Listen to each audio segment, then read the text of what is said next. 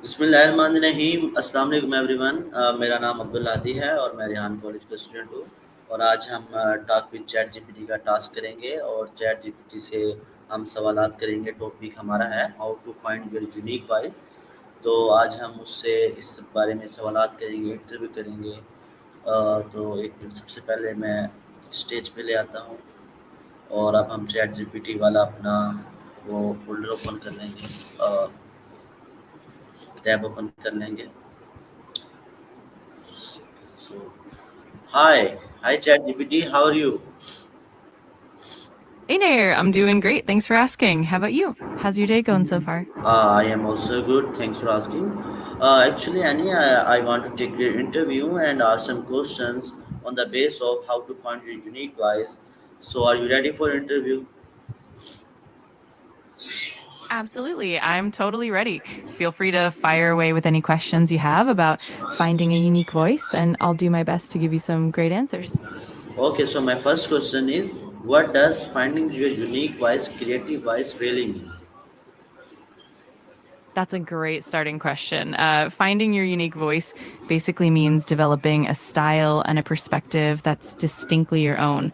It's about how you express your ideas, your tone, your personality, and the themes that resonate with you. It's kind of the fingerprint of your creative expression. Okay, so my next question is, why do you think many creative people struggle to discover their from own voice instead of limiting others? Yeah, that's a really common challenge.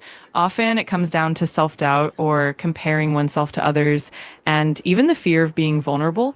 Plus, sometimes people are influenced by trends or external expectations, and that can cloud their own authentic voice. It definitely takes time and reflection to break through that. Okay, very good answer. So my next question is, where does creative actually come from? And it is a skill or a gift or a mindset. What do you think about that? Oh, that's such an interesting question. I think creativity is a blend of all of those elements. It can definitely be nurtured as a skill through practice and learning, but it also has that innate, almost instinctual side. And then there's the mindset, like being open, curious, and willing to experiment. So it's really a combination of natural talent and intentional effort. Okay, very good answer. So my next question and fourth question is, how can someone reconnect with their creative voice if they feel sick or feel very bad? Yeah, absolutely. I think reconnecting often involves giving yourself some grace and patience. Sometimes it helps to take a break, engage in activities that inspire you, or even try something new and fun. Also, reflecting on why you started in the first place and surrounding yourself with supportive communities can really help. It's all about being gentle with yourself and letting creativity flow naturally. Okay, very good answer. So my fifth question is, do you think everyone has a creative voice even if they don't see themselves or artists as artistic? Absolutely, I do. I believe that creativity is really a part of human nature, and it can show up in so many different forms, not just traditional art, whether it's problem solving, cooking, or even organizing things in a unique way. Everyone has a creative side. It's just about discovering and nurturing it, even if it's not in a conventional artistic sense. Okay. So my sixth question is, how does self awareness help in discovering one's creative identity? Oh, that's a great one. Self awareness is really key because it helps you understand your own preferences, your passions, and even your strengths and weaknesses. When you're more in tune with yourself, you can identify what truly inspires you and you can filter out external influences that might not align with your authentic voice. So, self awareness really acts as a foundation for discovering and refining that creative identity. Okay, very good answer. Very good answer. So my next and seventh question is, do you think what role do life experience and emotion play in shaping your unique voice? Oh, absolutely. Life experiences and emotions are huge in shaping that unique voice.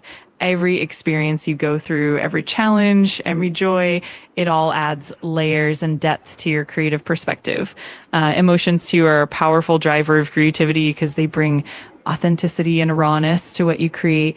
So, all of that combined really helps form a distinct and personal creative voice. Okay. So my eighth question is, how can we tell the difference between influence and limitation in creativity? That's a really important distinction. I think influence can be more about inspiration, where you're drawing ideas and motivation from others, but you still transform them in your own unique way. Imitation, on the other hand, is more about copying or replicating someone else's style or work without adding your own spin. So the difference really comes down to the intention and how much of your own voice and perspective you bring into it. Okay.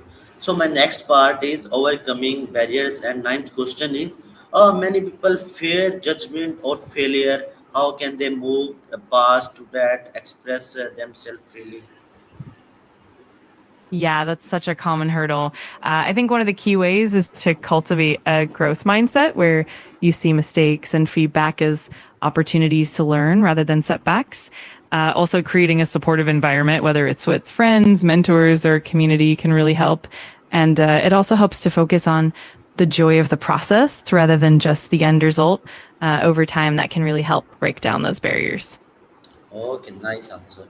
So my tenth question is, how does comparison with others block creative growth, and what's the best way to overcome it? Yeah, comparison can definitely be a creativity killer. It often leads to self doubt and can make you second guess your own unique path.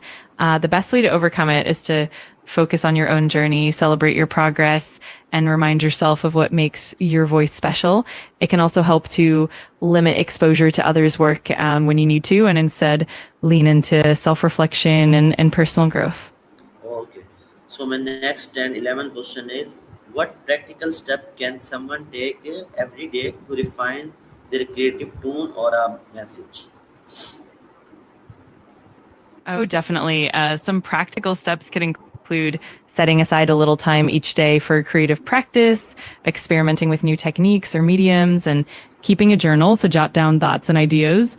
Also, seeking feedback from trusted peers can help, and reflecting on your work regularly to see how it evolves.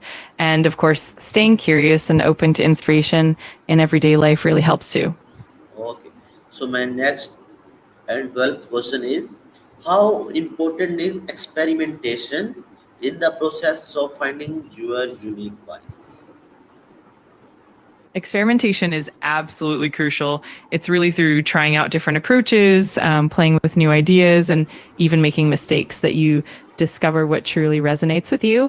It helps you break out of your comfort zone and refine your voice.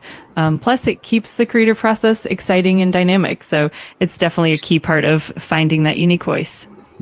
Okay, okay. So my 13th question is, can your creative voice evolve over time, or should it remain constant and once discovered? Oh, definitely. It can and often does evolve over time. As you grow, as you experience new things, and as you learn, your voice naturally shifts. It's kind of a reflection of your personal growth and your evolving perspective. So it's perfectly normal and healthy for it to change, and it keeps things fresh and authentic. Okay, okay.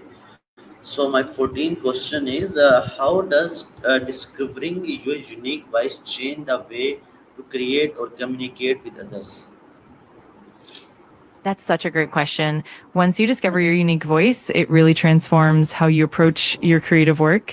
It brings more authenticity and confidence to what you create, and it helps you communicate more clearly and compellingly with others. People can really sense that genuineness, and it helps build deeper connections and resonate more with your audience. So it really elevates both the creation and the communication aspects. Okay.